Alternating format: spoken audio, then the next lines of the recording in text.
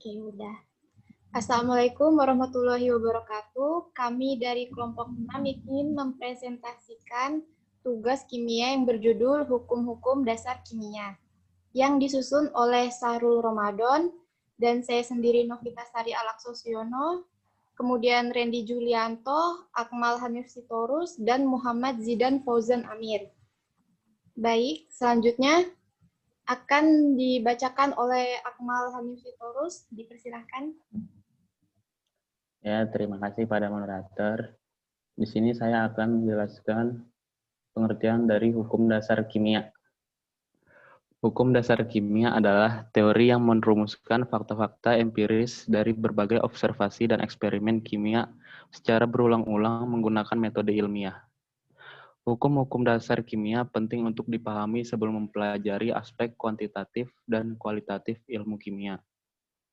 Aspek kuantitatif meliputi keterkaitan jumlah zat-zat yang terlibat dalam reaksi kimia. Aspek kualitatif meliputi penentuan zat.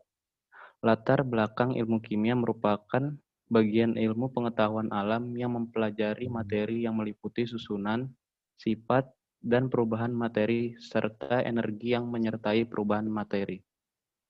Penelitian yang cermat terhadap reaksi dan hasil reaksi telah melahirkan hukum-hukum dasar kimia yang menunjukkan hubungan kuantitatif atau yang disebut stoikiometri.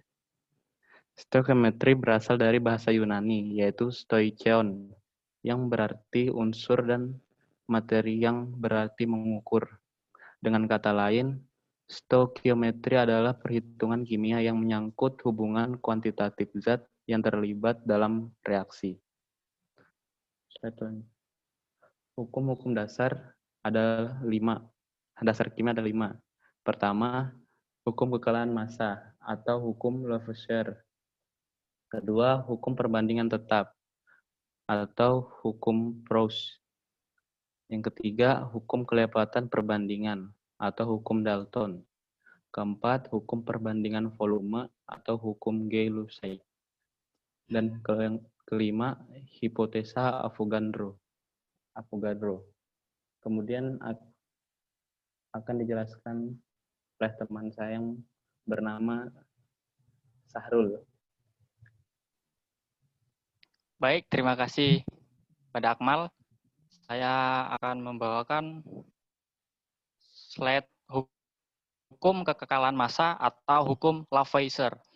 Anthony Laurent Lavoisier, ilmuwan yang melakukan mengamati percobaan dan mengungkapkan bahwa massa total zat sebelum reaksi akan selalu sama dengan massa zat hasil reaksi. Contoh, sebanyak 6 gram oksigen bereaksi tepat habis dengan 4 gram logam magnesium, membentuk senyawa magnesium oksida. Berapakah massa magnesium oksida yang dihasilkan? Massa zat sebelum reaksi sama dengan massa zat sesudah reaksi. Massa zat magnesium oksida sama dengan massa oksigen ditambah massa logam magnesium. Jadi 10 gram massa magnesium sama dengan 6 gram massa oksigen ditambah 4 gram massa logam magnesium. Slide selanjutnya. Baik, di sini slide selanjutnya tentang hukum perbandingan tetap atau hukum Proust. Joseph Louis Proust, seorang ilmuwan, mengemukakan sifat penting dari senyawa, yaitu perbandingan massa unsur dalam suatu senyawa adalah tertentu dan tetap. Senyawa yang sama dari manapun asalnya akan memiliki perbandingan massa unsur yang sama.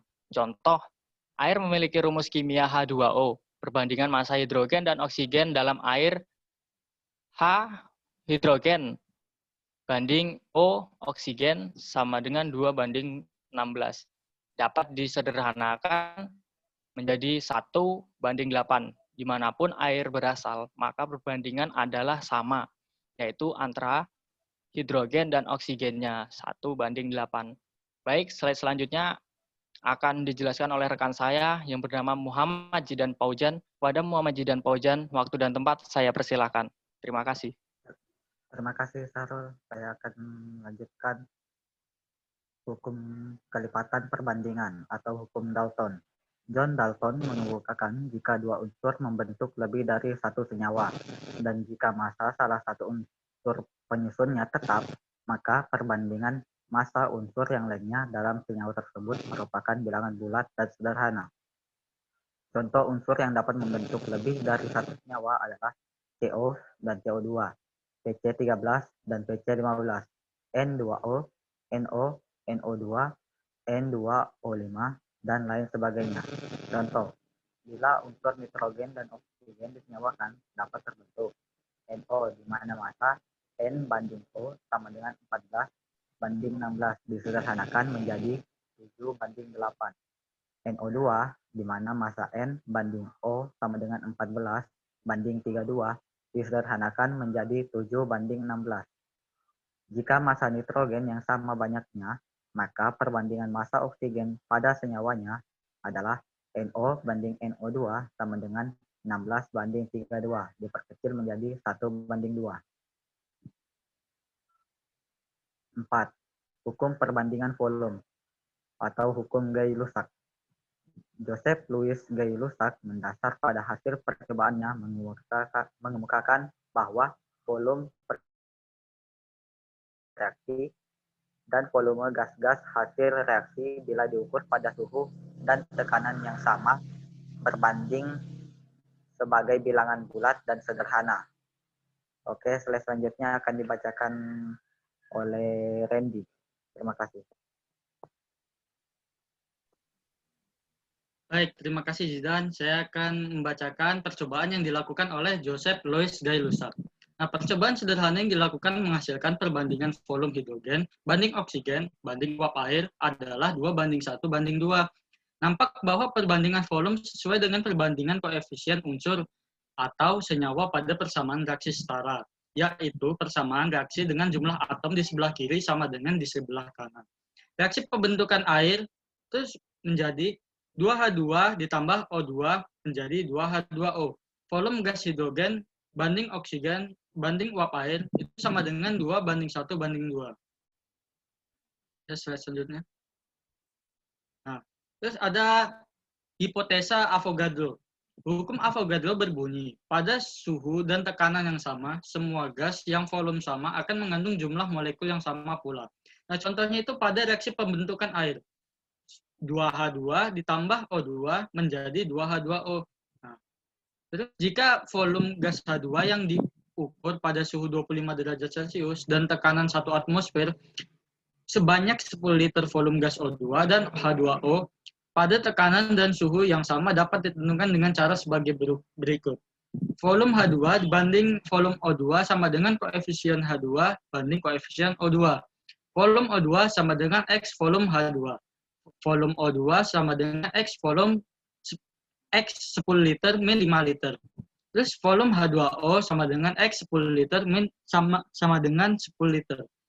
Jika gas oksigen memiliki jumlah molekul sebanyak X, maka uap air akan memiliki jumlah molekul sebanyak 2X. Baik, selanjutnya saya akan serahkan kepada moderator. Ya, baik. Terima kasih kepada Saudara Randy. Sekian laporan dari presentasi kelompok kami. Terima kasih atas perhatiannya. Kurang lebihnya mohon maaf. Semoga bermanfaat bagi kita semua. Terima kasih. Assalamualaikum warahmatullahi wabarakatuh.